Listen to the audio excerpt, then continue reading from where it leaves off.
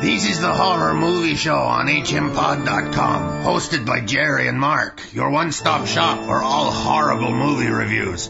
From the latest blockbusters and independent films to classics, let Mark and Jerry convince you the world is a dangerous place, though often good for a laugh. Now come and listen to the Horror Movie Show, if you dare. Howdy, folks. Jerry here. And Mark. Bringing you another episode of the Horror Movie Show. We have been away again. This is part 2 of our best of last year, best of 2014. Yeah, it's hard to believe. Here we are in the 4th month or 5th month. Yes, yeah. Well, I've been down with nasal polyps. I had the unique opportunity, rare opportunity to see the inside of my head, according to an MRI animation. Cool. Yeah, I have a brain. I get to see my valve on my heart every year. Yeah, I've seen that. Because I've had, I got a faulty valve as well, so I've seen my heart on sonograms. You can see this thing flick. Yeah, everything moves. Yeah. I just went for my checkup, my yearly checkup for my heart, and my cardiologist. And he finally explained a few things to me, which I did not know before. In fact, you've got a pig's heart? You were born with a pig's heart? It's not a pig's heart. It's a bovine valve. Oh, there you go. Okay. And I always assumed that they took a valve out of the heart of a cow and they put it in me. But no. What they did is they took parts of a cow and they create. I knew that. I know everything. Oh, of course. Yeah. And it only has 2 flaps rather than 3. Yeah, it's a simple mechanical thing. Yeah, and I'm proud to say that the doctor said that it is doing excellent. It's been over 10 years. Yeah. And he says he compared mine to a guy that had his done a couple years ago. And it deteriorated. And mine looked just as good as his. Good. So I'm doing very well, and they won't. Do you feel like a cannibal when you have a hamburger? Like I said, I mean, it's parts of the cow. It's the inner lining of the stomach. So it's not specifically ground beef. No, probably stuff that we don't eat. Put a glob of ground beef into your heart. That should fix them. And I always laugh at the fact that they didn't use pig. Parts. Because my doctor is Jewish. Oh, there you go. So it's a kosher valve. A kosher heart. That's good. Well, my problem with these nasal polyps, they started, as they often do, on just one side, on the right side of my head, and had them torn out the first time. Then I was on prednisone for 2 weeks, strong dose. That? Oh, I love it. It's great. It's a miracle drug. Really? Yeah, it worked perfect. I know your dad had problems, but he's like 1 in a million. Because the vast majority of us love it. Well, it gave me back my sense of smell. Within a week, I was able to smell and taste things again. And then now you can smell Trixie around the house again. Absolutely. Yeah. Well, now we've got 2 dogs, one of whom is a farter. So, yeah. Teresa made the mistake of putting the dogs on fish oil pills. Not good. Until the dog gets used to it, it's bad for the canine digestive system. Oh my God. Yeah, the windows were open. It smells like a salmon run after everybody died. Okay, so anyway, I got a look inside my head. That was the second time. The third time was another operation, and now this is the 4th time, and they've come roaring back. Although the prednisone did shrink tissues a little bit, give me back my sense of smell, which I was without for some months. Because you were all stuffed. Yeah. So looking at the animation, the human head is full of cavities. It's full of sinus cavities. Right. Which are just supposed to be air spaces. Mm-hmm. And on the MRI, they should look black. Right? Because there's nothing there. Yeah. It's empty. I have no black. I have almost no black in my head. It's all gray because it's filled with tissue. Ew. I'm just stuffed full, both sides. Sinuses front, top, and back. Well, you must get a lot of headaches. Yeah, I do. I get sinus headaches. Yeah. I've been getting sinus headaches, and they gave me this spray. Yeah. I think I've tried every spray and... Yeah, I know, and it's supposed to shrink the tissue in there. Right.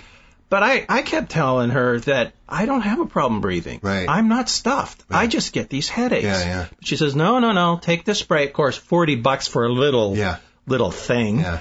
And no difference. Corticosteroid, I'm assuming. Yeah, some sort of steroid. Yeah. So no difference. Still getting the headache. Still, but I'm clear. Yeah. I can breathe. Yeah. Well, but I always could. I'm gonna have an operation. It's a major operation. They knock me out. They Take off your head. They go. Luckily, they Take don't. a scoop. They will be scooping. Actually, they won't be scooping so much as cutting and sucking. Yeah. Yeah.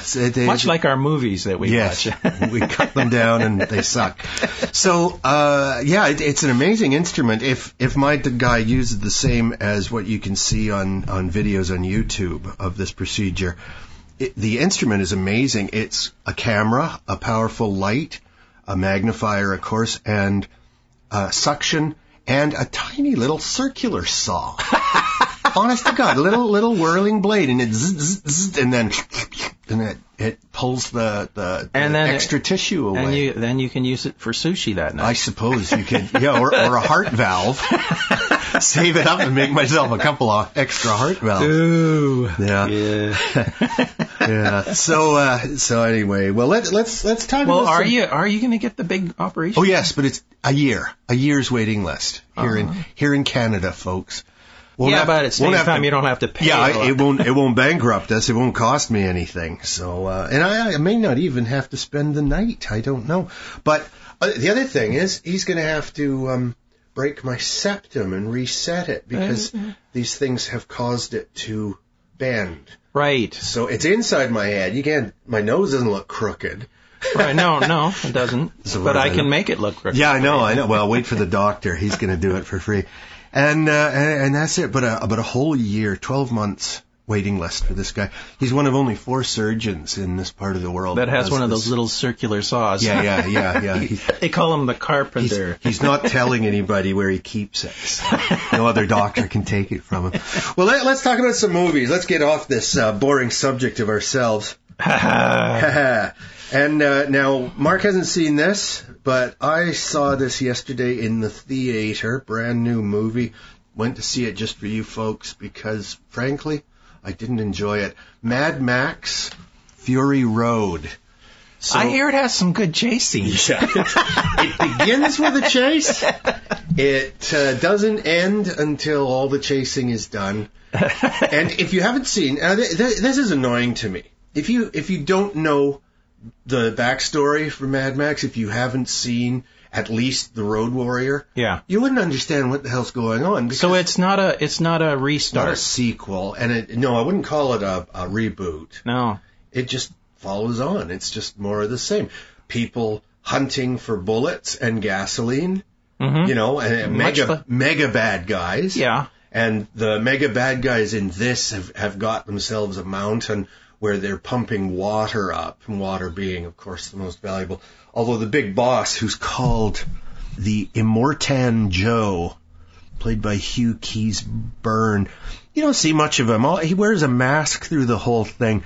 It's like the big villain in the last Batman movie, Bane. You can't really tell who the hell the actor is. And his eyes are heavily made up with black and mascara and stuff. So all you see is like this heavy metal nightmare. Yeah. Not unlike the Road Warrior, where you had the Ayatollah of rock and roll. He was big and well, that was a terrific, entertaining movie because there was some amount of plot development. Max interacting with other human beings. In this one, it's not even his movie. He's not even the main character. The main character is played by Charlize Theron. Oh. And what she's doing, without giving anything away, because there's virtually no story, what she's done is she's taken 4 or 5 beautiful, fertile young women from the big bad boss, and she's loaded them into one of their battle trucks. Right. And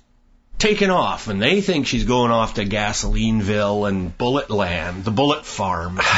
But in fact, she's stolen these women, and she's going to take them to the Green Place, which is where she was a child. A green is always good. Yeah.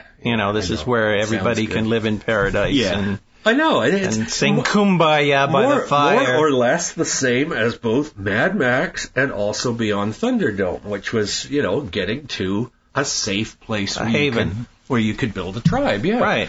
So anyway, Charlize Theron has stolen these 4 or 5 women, one of whom is very pregnant. The big boss, Joe, is hunting them, so it's just one huge chase, nonstop. Plus, they keep running into other people out in the desert. Like, there's people who are controlling the pass, who drop rocks on everybody. Is this an Australian movie? Yeah, it's George Miller, so yeah. He did it again, huh? Yeah, he's director. Yeah. Oh, okay. So, is it take place in Australia? They have Australian accents, so one assumes, but they don't really push it. Charlize Theron's not putting on an accent. Oh, okay. Except, I shouldn't say that. She's putting on her American accent. Right. Because she's South African. Oh, right. So she has her own dialect. Little accent. Yeah. So anyway, Tom Hardy, who's, I've seen him in other stuff. He's to me, he's unremarkable. And it could have been anybody playing Max. And here's something you might not know. Max's last name is Rockatansky. Mad Max. There you go. Max Rockatansky. Rockatansky. And they call him the Rock, right? Yeah, well, yeah, really. At one point, he's asked what his name is, and he says, doesn't matter. Then he tells Charlize at the end. But, jeez, it's just, who else is in it? Tom Hardy, Charlize Theron, Nicholas Hoult, young guy who plays one of the brainless, white-painted drug addicts. The foot soldiers take some sort of a drug. The bad guys take some sort of a drug which appears to be a silver spray paint. Right in the mouth so that their teeth and their mouths are silver. And one of these... So they're stealing from James Bond, the Keel guy. Jaws, yeah. Yeah, no, I don't think so. It just makes little sense, and it barrels right along, and at the end of it, I was just bored with chase. Yeah. There simply wasn't enough meat. Yeah. Well, that's the problem, is you can go one way or the other. It's a balance that keeps it entertainment. If you have there's something that is all strictly dialogue and it's supposed to be an action movie, you're disappointed. Yeah. Much the same as if there's no dialogue. Yeah. What the hell's the point? I mean, you could first 10 minutes you're done. Yeah. There's only so much chase that you can watch. Yeah, I said to a buddy on Facebook this morning, talking about this movie, when you begin with an exciting chase, where do you go from there? You have to stop. You have to slow things down, give people a breather, something they can hang on to. But all it is chase scenes, just one. And it's all on probably this desert. Flat terrain with really nothing. With the exception of this little rocky valley where the valley people are crumbling rocks onto the cars below. But considering that this is post-apocalyptic, there's sure an awful lot of gasoline and nitrous oxide floating around. When they want that oomph of speed, more speed. Well, in fact, what they do, Nux, the Nicholas Hoult character, and Max are both on the hood of the bonnet of the big rig that Charlize is driving. Both of them sucking mouthfuls of gasoline and spitting it into the air intake, the carburetor, valve, so that it zooms along. And meanwhile, there's a bad guy chasing them. He's doing the same thing, so they're coughing and choking as they guzzle gasoline. They couldn't just take some. Well, they don't want to burn out the engine, so they're doing turkey it carefully. A turkey baster, and just do that. It's they so have silly. To spit in there. It's so silly. Okay, so unfortunately, lots of people seem to like this. If you like chase scenes, this is a terrific movie, and I think it'd be fun for a bunch of guys to sit around and, drink and smoke and make rude comments. But, boy, apart from the pretty girls, there's not much to recommend this movie. And I bet you the men all look grotesque, and the women are all really nice. The men are all white, like covered in white ash and scars everywhere. And everybody's got a bad guy brand on the back of their neck. And, it's absolutely nothing that wasn't sort of touched on in Thunderdome. Right. Or Mad Max, Road Warrior. Which is the second movie, but the best of the four so far. Yeah. A lot of people don't seem to have liked Beyond Thunderdome, but I thought it was good, and I also thought it was a logical next step in the progression. Mm-hmm. Now we're seeing a city building up, and while the people running the city may not be the best people, at least they're building something. Right. And at the end of that, you get the idea that the Tina Turner character isn't bad. She lets Max live. She's not out just for revenge. Right. She just wants the best for her city. Right. So, there is civilization struggling back here and there, but somebody online said, oh, this movie's so great because you can just skip Thunderdome and go right from Road Warrior to this one. Yeah, but why? I mean, personally, I like Beyond. Well, what they're basically saying is that it's really the chase scene and the Thunderdome should be the third one because it's a good movie to grow on the story, to further the story along. Yeah. So, like you said, I mean, if it's got none of that, what was the point? Yeah, money. Make money. Well, yeah. It'll make lots of money. I mean, I saw the trailer for the thing, and I went, oh. Yeah, I know. This could be interesting. Because you assume that there's going to be chase scenes interrupted by story. Yeah. No, story doesn't intrude in this particular movie. If there's not a starting point, a middle, and an ending, if it's just a starting point and that's it. Well, Charlize Theron's story is the one we're supposed to follow. It's what we're supposed to care about. That these women get away. Right. And Max is helping the women. Yeah. So it's that's it. Not much. Is it the same Max in the previous movies? Well, not the same actor, but of course. Is he supposed to be the same guy? Yeah, of course. So it isn't a reboot, it's just a continuation of where he is at? Yeah, however, if this is now a continuation, if Tom Hardy is going to play Max again, I just hope that they give him something more to do than drive and fight. And you would think the director would know better. Yeah, it's weird. It's almost like watching a Dare. I'll bet you can't make an hour and 45-minute movie without a story. No, just one car chase. Yeah, it is. Well, it's multiple car chases, but they all sort of blend into one. Right. There's very little. The only time that there's dialogue, other than yelling at each other as they're chasing or being chased, the only real dialogue is when the vehicles break down and everybody stands around and so they do actually have to refill the tanks? No, they never run out of gasoline, but they blow an engine and this and that. I was just wondering, it's like is it like an hour and a half of just constant moving? Well, it's about an hour and 45 minutes of almost constant chase. Yeah. The engine blows and Nux and Max are fixing the engine and the girls get to stand around and get wet. They have a tanker full of water, and they have actually at one point they seem to have a tanker full of mother's milk. What the hell are you going to do with that? You can make cheese out of it. I just learned that the other day. Yes. There is cheese made out of mother's milk. Yeah, indeed. You're not allowed to sell it in Canada, I hope. Why? But I mean, you're gonna have a huge tanker full of rotten milk in a very short time. Yeah. And then they're also dragging a pod which is full of gas. Yeah, babies going, where's the milk? Okay, well, I've had enough of that. It's just terrible. It made me angry, and having to pay for a movie always makes me angry anyway, even if I like it. Okay, let's finish up this rotten best of 2014. Because it's almost 2016. I know, we're almost halfway through this year. I figure it doesn't really matter because people just want to hear about good movies anyway. Right. Now, we did the first half. Yeah, part 1, number 10 was Tusk, number 9 was A Single Shot, number 8 was Under the Skin, number 7 was Housebound, number 6 was As Above, So Below. And we recommend all 5 of those. Right. Now. And these movies we're rating as even better. Number 5. Okay. Predestination. Right. Written and directed by the Spierig brothers, Michael and Peter. Based on the story by Robert Heinlein, All You Zombies. That's an old story. Isn't that a song?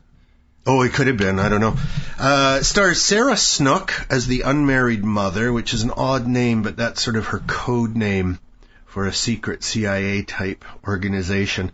Ethan Hawke plays the bartender. And the only other significant character in it is Noah Taylor, who plays the head of this secret organization, Mr. Robertson. Now, we don't want to give a whole full review again because we've already done that. Go look for it on our site. It was only a couple of shows back, but I really enjoyed it. It was my favorite time travel movie since 12 Monkeys. Yes. It has that feel to it, too. Yeah, very good. Because the whole story is being it's like you splice up the whole story and show it to you in a different order, and then at the end, it all makes sense. And that's pretty much what they do. And it's a wonderful way of telling a story, because I've seen other movies being told, and sometimes, you get confused, and you will get confused, actually. Yeah. And the confusion, if it's done right, by the end of the movie, it's a very, I see it now. Yeah. And it's a surprise, and they don't give away too much too soon. Yeah. So this movie is perfect for that. Yeah, it's really well done. So, and which is why I think the reason why we like it so much is it's good storytelling. Yes, it's well written. Yeah, and it's well acted as well. Yes, even Ethan Hawke does a good job, and I haven't been impressed with his horror movies lately. For some reason, he's making a lot of horror movies. But I didn't much care. Maybe that's all he can get these days. Yeah, maybe. I didn't much care for his the first one he did about the what's the crazy night where everybody gets to kill. Oh, all crimes are legal. For that right. Oh God. Well, he was in the first one. The first one of those, and then he was also in a horror movie where he's a writer. And he's moved his family into a house where everybody got hanged. Oh, yeah. The whole family. That's right. These are just recent movies from last year. Just in the last couple of years. Yeah. Well, that wasn't... it was a weird movie. Yeah. But both of those we didn't pan, though. No, but neither was particularly great movie. No, it's the whole thing with the free-for-all for a day. Yeah. That just irks me because the ramifications. Yes. I mean, the feuds that can start up, and you're supposed to just forget and then you wait a year. Yeah. And you're supposed to just sit there and grin and bear it. And also, if there's absolutely no punishment. For any crimes committed in this 12-hour period, then why isn't the city just burned to the ground? Well, that's what I was thinking. There's psychos out there who would kill everybody if they had the chance. That would burn everything to the ground. Yeah. And it's like, okay, what about the insurance companies? How are they going to handle this, Right. when somebody sets off a nuke in the middle of your city? It just makes no sense, which is why those movies bug me. Yeah. Because it's just so stupid. It was very stupid. I mean, if they could only give it a more decent premise, then I'd say fine. Right. But it's not. It's so stupid. It was. Okay. So like I say, this is the best thing I've seen Ethan Hawke do in quite a while, and the best horror movie he's made. If you want to call it a horror movie, it's more sci-fi, time travel, which makes it even fantasy, but it's definitely got some horrific aspects to it. The way the main character is manipulated, and even manipulated by herself, to a great extent. But we don't want to give anything away. But it's fascinating, these two main characters, and where they wind up. They don't pull any punches, and. If you get confused at the beginning, don't give up because it'll all make sense by the end. It really does. And you got to pay attention. Yeah. Because it's one of those movies. If you're just letting it play in the background and you're talking through it, you won't enjoy it. You won't enjoy it because you're going to miss something that's very important. Yeah. So you have to pay attention. Yes, indeed. Number 4 on our list is Nightcrawler, written and directed by Dan Gilroy. It stars Jake Gyllenhaal as Louis Bloom, Bill Paxton as Joe Loader, Rene Russo as Nina Romina. Oh, nice rhyming name. And Riz Ahmed as Rick. So this movie is about Jake Gyllenhaal's character, Louis Bloom, who I just thought it was fascinating because when you reviewed this before, I hadn't seen it. Oh, you hadn't seen it. Okay. And now I've seen it. Right.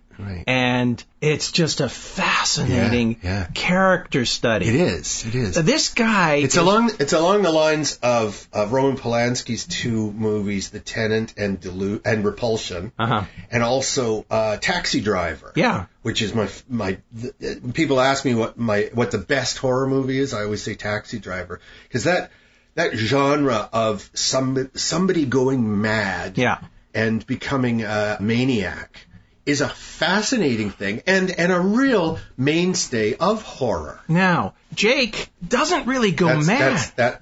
Gyllenhaal. Sorry. Gyllenhaal, you know? Yeah. He doesn't really go mad. Lewis. He has this view of the world. Amoral. He's absolutely amoral. He explains himself at the beginning. He says, I come from that generation that basically nobody had any expectations from us, so I grew up expecting to get everything I wanted without having to work for it. Right. And he knows that about himself, and somehow or other it's ruined him because he's just like this creature without feelings for anybody but himself. Yeah. He's got a plan. Yeah. And he's mapped it out in his mind, and he's justified everything that he does. Yeah. And he looks at other people as pawns. Things. Yeah. And it's like, how can I manipulate this person to do what I need him to do so that I can get ahead? Yeah. And it's fascinating because he has sociopath. He has no morals whatsoever. No. And everything in his mind is justified. Yes. So he's not a bad person in his own mind. In his own mind, yeah. Because he can tell you exactly why he did what he did. Not only is he getting ahead, but he thinks that he's benefiting the news station. Yeah. And so on. Just to give a little background before I was so rudely interrupted there, I was going to say what this movie is about is Louis Bloom's character is a sociopath who decides, after seeing an accident and seeing some freelance journalists cover it.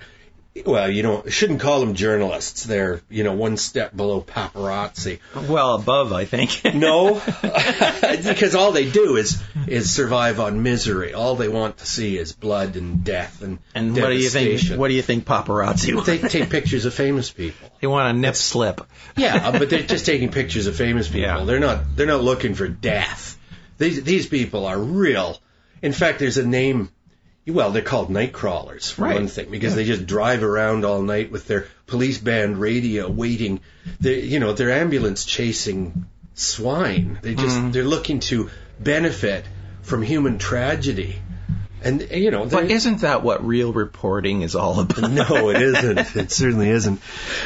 So he decides he's going to be one of these freelance news gatherers.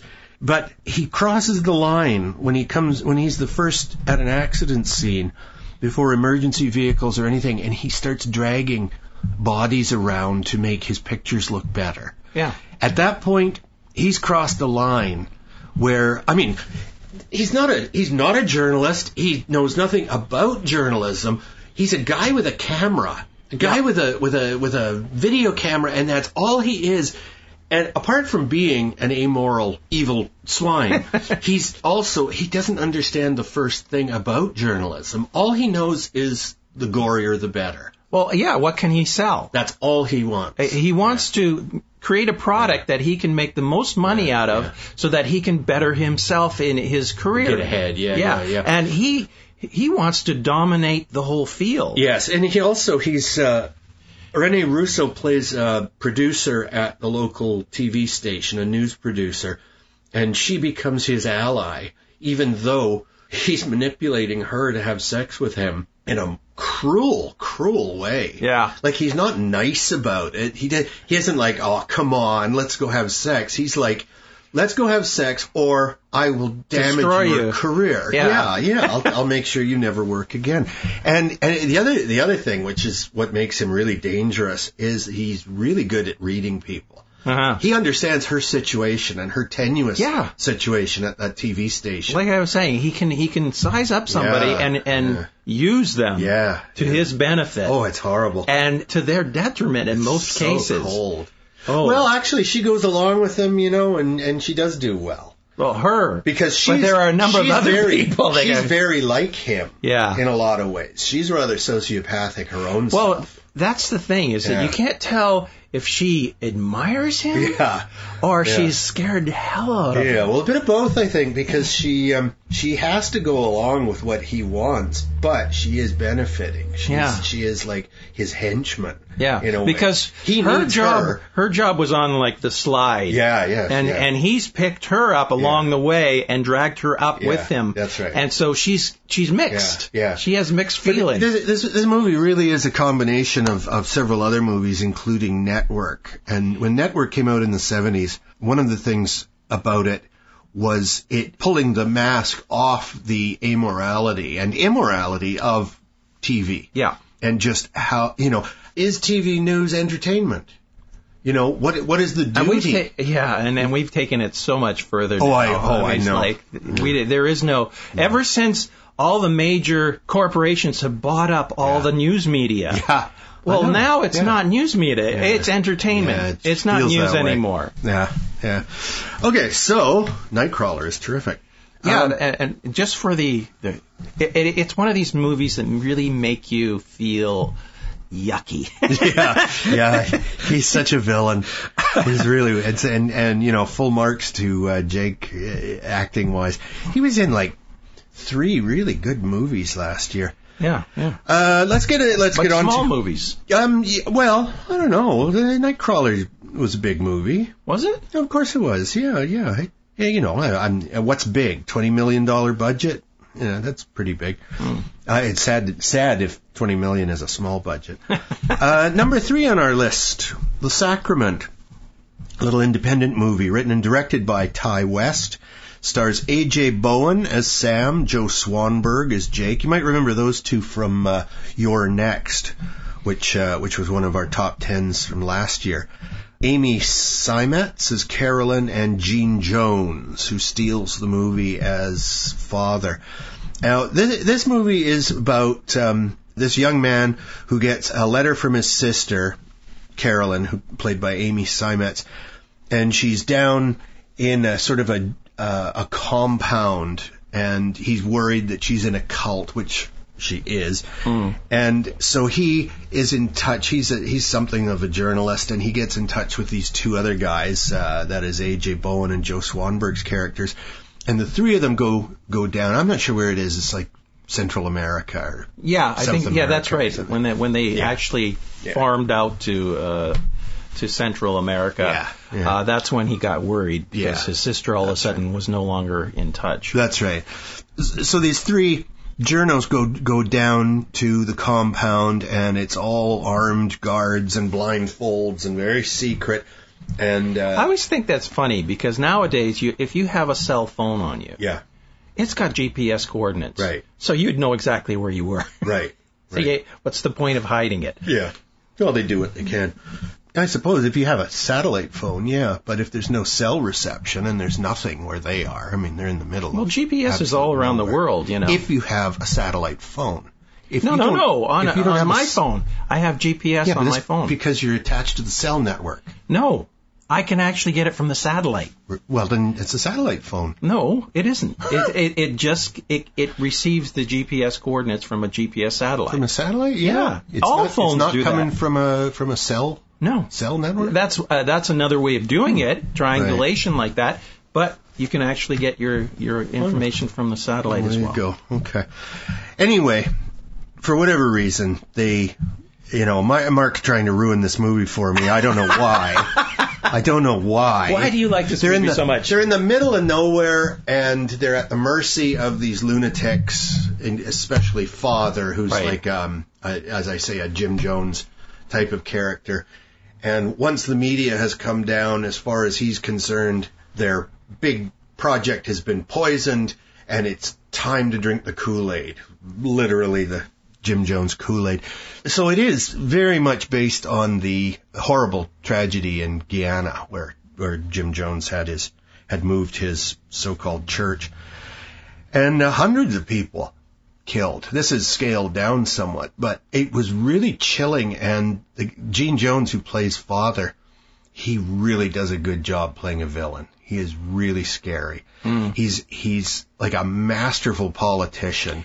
He answers no question. Yeah. But talks nonstop. Yeah, and the fact that most of these people have that ability to say, I'm being persecuted. Every time you ask them a question, it's like they turn it around and say, you're the evil person here. Yeah. I'm good. Oh, very, very like, can you believe that I hear constantly from white, rich, Christian American men that they are the most picked on minority in the U.S. I love that. Rich, white, Christian men, they're just not getting a fair shake. No. Poor babies. Yes, I feel so sorry. My God.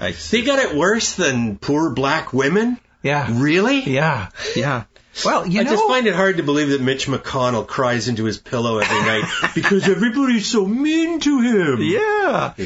Well, he should get some sort of plastic surgery done and become less turtle-like. Yes. Yeah. To find a way to get his head out of his shoulders. Yeah. So that, I mean, it's his own fault. Money can't buy you everything, I guess. Buy all of us. He could buy himself just a mask. How about just a paper sack over his head? Well, one of those road warrior masks, you know, that people start taking. Nobody gets out of here alive. Yeah. He can have a voice modulator. He'd be like Darth Vader. Yeah, really. Yeah. And then people will start taking him seriously. Yeah. And I'd vote for him. Yeah. I would. Yes. If he looked like Darth Vader. And if he could just grab a Democrat, Nancy Pelosi, and squeeze her throat from across Congress. That would be something to see. And such an easy effect to do, Yeah. It's like, I love that. What was it? He could just be constantly telling everybody that he's their father. Yeah.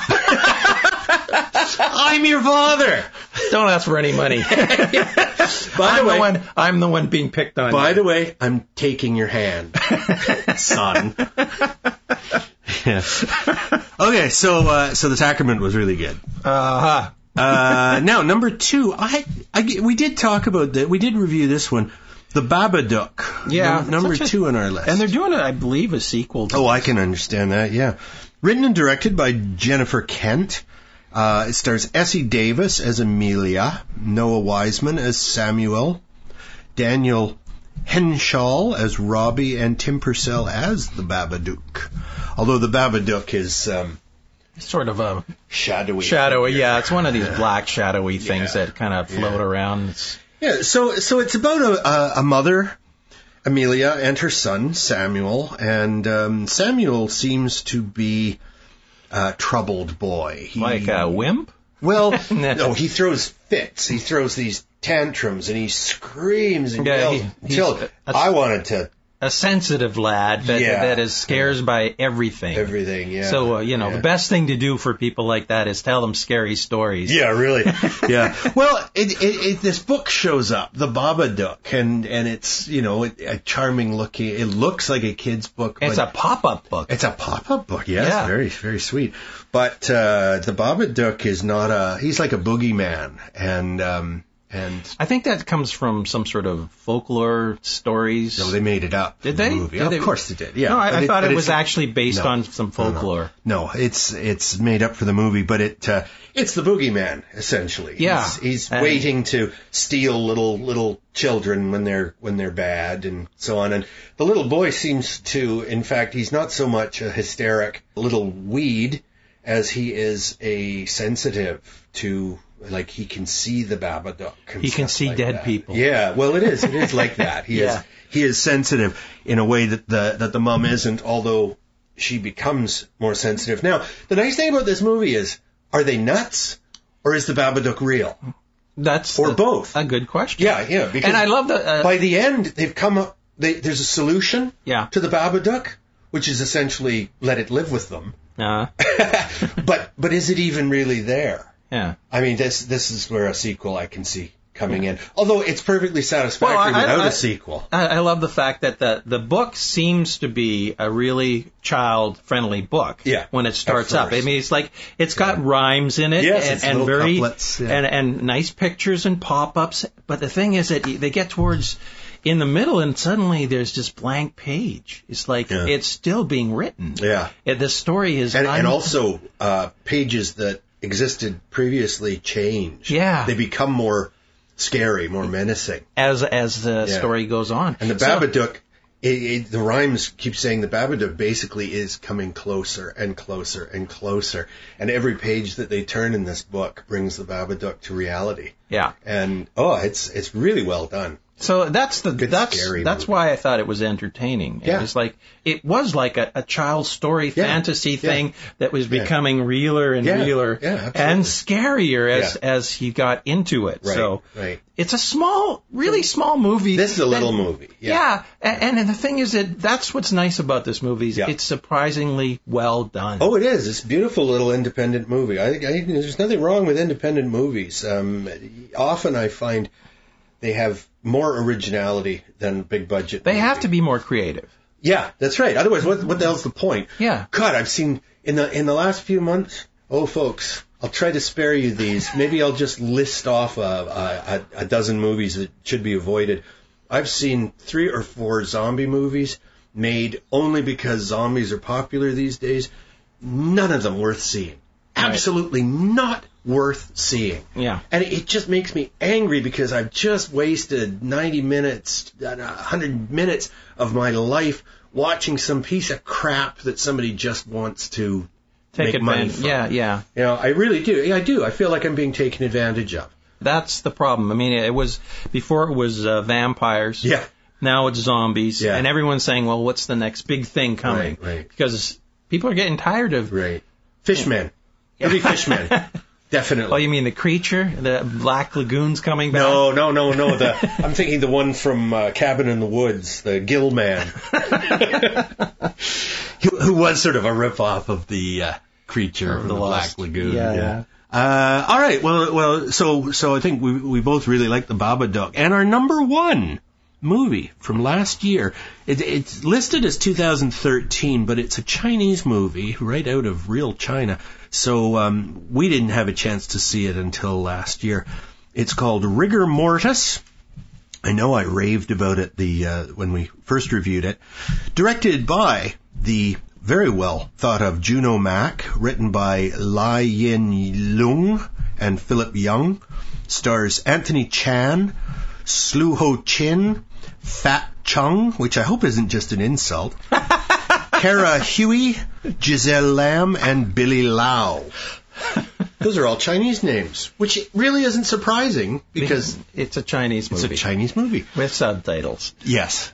But I watched it again. Yes. I've watched it twice myself. And the second time I watched it with my son. Right. And I didn't remember it being so gross. I mean, it is a scary movie. Oh, yeah. Very graphic. The first time I saw it, I just remembered the special effects and the beautiful effects in some of those things.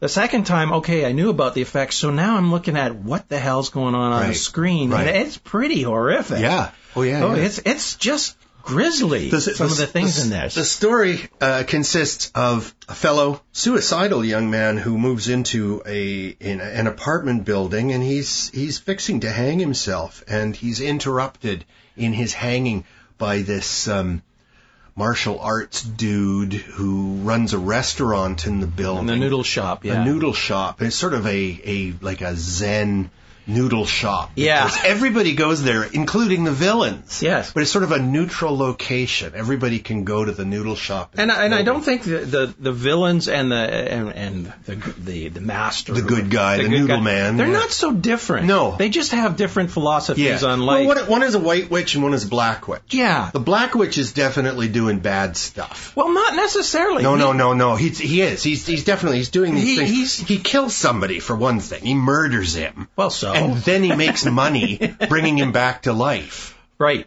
So he's a bad guy, Mark. Okay. That's a bad guy. Well, I don't remember him killing that person. I just thought... He pushes him down the stairs. What are you talking about? Yeah, twice. Like he breaks his neck. He pushes him down the stairs. For a good reason, though. Well, I don't know, whatever. Anyway, it's a combination. It's got martial arts. So it's like hidden tiger pooping dragon. It's got martial arts. Flying people. It's got witches. It's got zombies. It's got vampires. Yes. It's got a bit of everything. And all in this one building. This weird building. And I guess it's commonplace in China to have these kind of like tenant buildings. There's little shops in it, and people have their little jobs throughout the building, and then there's the tenants themselves who are all weird people. Well, that's an apartment building here in Vancouver. That's a condo building. That's what you're describing. Yeah, but they put shops it's on more the ground floor. It's more of a communal, like people in a condo because typically don't talk to one another. But that's where all the characters live. Yeah. Everybody lives in this. But they all assemble in this little noodle shop where everyone goes to eat dinner for some reason. Yeah. I guess that's common. Yeah. But also, Mark, you're leaving out the main thing, which is the entire movie is dreamlike. It's like a nightmare. Rules don't apply. There is no serious logic in this movie. It's very elastic. Very. Yeah. And the young man who checks in at the beginning and tries to off himself, you just get the idea, well, maybe he was successful because there's a kind of a feeling of loss to it. But not like, only what that, the hell is going on? Here's a guy that's suicidal, and they put him in this room that has been locked up. Yeah. That because there had been some grisly murders in there. Well, the whole building is grisly. And it's like these two women were killed there, and then we find out that they're still around. Yeah. Yeah. So one of them is. It's like not only is he suicidal, they really do a number on him. Yeah. But he learns all that after he's tried to kill himself. Yeah. So the question remains, maybe he was successful and this is hell. Yeah. And hell doesn't look too much different than where he was before. Yeah, except that everything is much, much, much weirder. Yeah. Like I say, I got a kind of a vibe like the TV series Lost from it, because you don't know what is real and what isn't. It's like they've passed into a realm where the fantastic is possible. Yeah. That's and there Alice are in rules. Wonderland. And it's interesting because there are rules. It's like, oh, well, okay. If you want your husband to come back to life, you got to do these things, and I need this potion, and you got to get me this, and don't let him eat this, and make sure he wears this, and don't let the coffin hit the floor. Don't let it. She does every single thing wrong because so that whatever comes back is not her dead husband. It's a demon of some kind in his rotting body.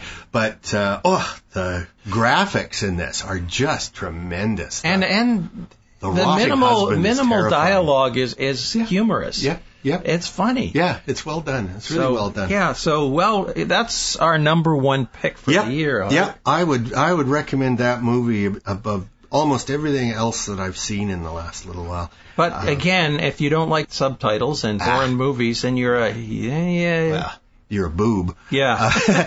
They hardly take away from anything because it isn't a movie in which people are constantly talking. There's some interesting conversations between the noodle man and the main character and so on, but little conversations here and there. But overall, it's a visual movie. It's very visual. Yeah. And if seeing a Chinese movie has ever seemed daunting, it isn't. It's very accessible and very, very enjoyable.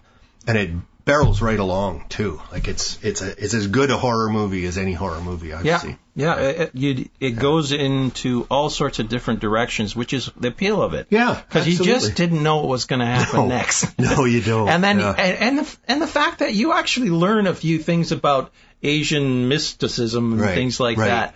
Oh, you got to have these herbs, and you got these rituals. Yeah.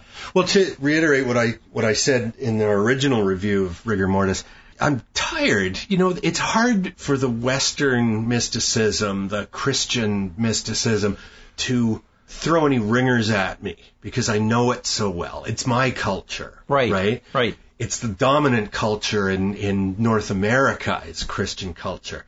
I'm not saying that's a good thing. I'm just saying that's a fact. Yeah. So getting the Chinese mysticism is really interesting. Yeah. As you say, it's a surprise. It's something I don't know about already. Just as we saw that movie about the box with the demon in it, which was based on Jewish mysticism. I find that interesting. Yeah. And the main character has to go down and talk with the Orthodox rabbis with their little curls and then their black outfits and all that. Are those curls attached to the hat sometimes? Yes, they are. Yes. And I'm going, what is the point? They're not. They're not supposed to cut their beards or their hair or anything. You go to a lot of wacko religions. Yeah. You go to a lot of wacko religions, and they got a real problem with cutting your hair. Yeah. The Sikhs, you're not supposed to cut your hair. Orthodox Jews have rules about it. It's just lots of nuts have rules about hair. And yet... Myself, I think we should all be hairless. I'm looking forward to the days of THX 1138 when it's government mandated that everyone is hairless. Is that what it is? Yeah. But they have to have an easy way of doing it. You can't just be shaving all the time. They got to be able to permanently remove your hair. Have nair mixed in with the shower water. When I was a kid, I read this science fiction Ray Bradbury story. Edgar Rice Burroughs. Oh, okay. It was called John Norman of Gore, Gore series. Okay. It's GOR series. And he had a whole, he had 20 books on John Norman of Gore. I don't think it's John, but okay. Anyway. Yeah. And they had a real easy solution for beards. They had this lotion that you put on once, and then for 1 year your beard wouldn't grow. Right. But if you did it 3 times in a row, it would be permanent. Right. So it was like you didn't have to shave every day. Right. And I thought, wouldn't it be wonderful to be able to do that? That's why I grow a beard, because I hate shaving. It's just a pain in the butt. Well, that's if I'm shaving my butt. Pain in the neck if I'm shaving my head. Okay, so briefly, I'll just, again, use that word, reiterate. Mad Max Fury Road, a lot of fury, a lot of roads, not a lot of Max. And I was the one who was mad. If you like chase scenes, if you want non-stop action, this is a good movie. Because even that's all I can recommend. Even the Furious 7 or whatever, those car chase movies. Yeah, right. Fast and Furious. They don't even call it Fast and Furious anymore. They just call it Furious 7 or whatever it's come out. They pale by comparison to the amount of racing. Yeah. in this thing. So the Fast and the Furious, I'm curious about that. So this is about people who are on real strict diets and they're angry about it. I know I get angry if I don't eat. The Fast and the Furious. There you go. All right. So let's wrap this up. Rigor Mortis number 1, Babadook number 2, Sacrament number 3, Nightcrawler number 4, and Predestination number 5. The exception of putting the word "the" in front of Babadook and Sacrament. They're all one-word titles. Rigor Mortis. Never mind. I didn't say that. All right. Well, we'll be back next week, folks, and we'll be talking about The Avengers, Age of Ultron. I think we'll also be doing a lot of spoiler work on The Walking Dead. We're going to wrap up the 5th season of The Walking Dead. So here's fair warning that people should probably not listen to the first 10 minutes of next week's episode. Unless you've seen it. Well, exactly. But it's now months since the last episode was on, so I think it's fair that we get to talk about it. So. We always do spoilers on that. I mean, we don't pull any punches with that. I mean, what the hell? It's a TV show. I'm just warning It's not people. like you have to pay to go see it. I'm warning. Oh, you can buy it online. Okay.